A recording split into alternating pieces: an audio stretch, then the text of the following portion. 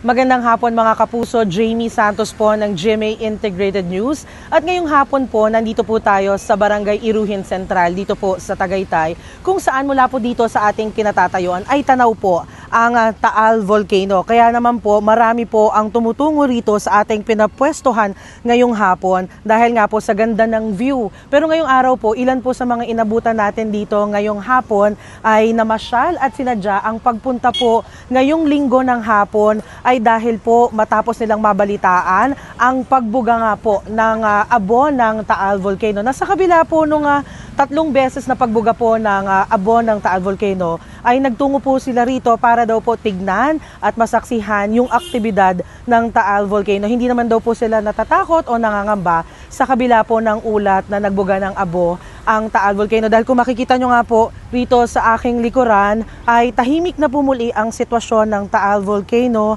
Pero ayon po sa PHIVOLCS na ating nakapanayam kanina, patuloy po nilang minomonitor ang lagay ng Taal Volcano. Muli, ako po si Jamie Santos ng GMA Integrated News.